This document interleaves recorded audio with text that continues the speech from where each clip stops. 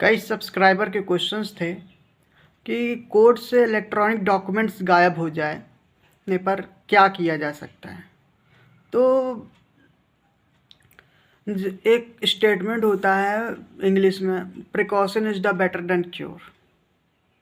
जब कोर्ट में आप जा रहे हैं, कोई मुकदमा लगा रहे हैं, तो लड़ाई कर रहे हैं, तो ये मान कर चलिए कि कोई इलेक्ट्रॉनिक डॉक्यूमेंट्स आप लगाएंगे तो हाई प्रोबेबिलिटी है कि अपोनेंट पार्टी आपका वो डॉक्यूमेंट्स को गायब करवा सकता है, चाहे वो इलेक्ट्रॉनिक हो या वो फाइल ही क्यों ना हो।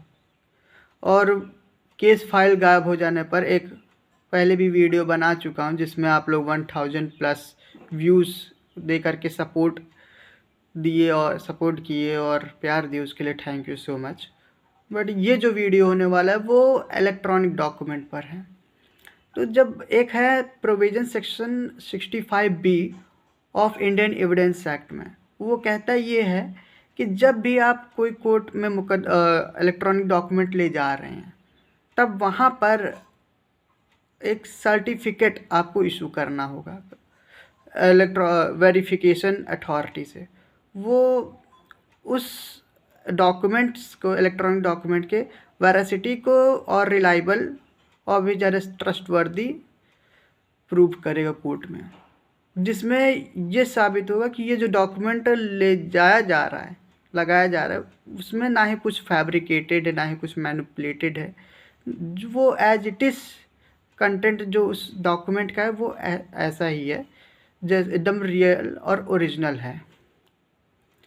तो जब भी आप कोई डॉक्यूमेंट्स वगैरह को ले गए हैं और प्रेजेंट किए हैं कोर्ट में, तो इससे पहले बल्कि आप कोशिश कि आपको ये चीज़ कर लेना चाहिए कि एक अलग से पेन ड्राइव में और या हार्ड डिस्क में अपने वो सारे इलेक्ट्रॉनिक डॉक्यूमेंट, चाहे वो कोई व्हाट्सएप, इंस्टाग्राम, फेसबुक के चैट्स हों, कोई CCTV कैमरे के फुटेज हों, ऑडियो रिकॉर्डिंग हो, वीडियो रिकॉर्डिंग हो, उन सब को आप एक हार्ड डिस्क में या पेन ड्राइव में या CD में स्टोर करके अपने पास एक किसी अलमीरा में या कहीं सेफ जगह पर रख लें।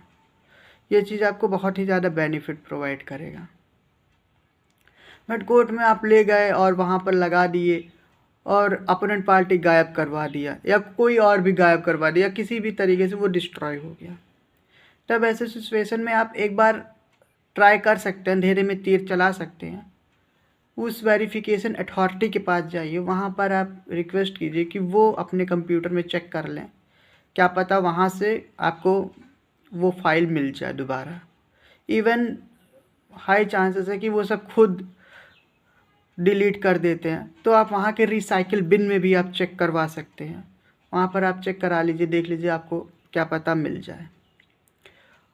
और मिलता या नहीं मिलता, फिर जो नया क्रिमिनल लॉ है, भारतीय न्याय संहिता की धारा 238, 239, भारतीय साक्ष्य अधिनियम की धारा 65B, 65C(a), ये सब इन्हीं सबसे रिलेटेड, इलेक्ट्रॉनिक डॉक्यूमेंट से रिलेटेड डील करते हैं।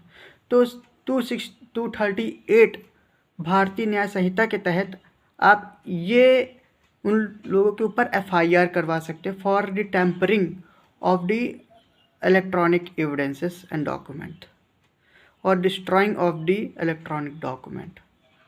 आप जैसे मैंने पिछले वीडियो में बोला था, जिस कोर्ट में मुकदमा चल रहा है वहाँ के कोर्ट के जज से आप एक रिटन एप्लीकेशन में पूरे कंटेंट को बताते हुए आप दे सकते हैं। और अपर कोर्ट में भी जा सकते हैं।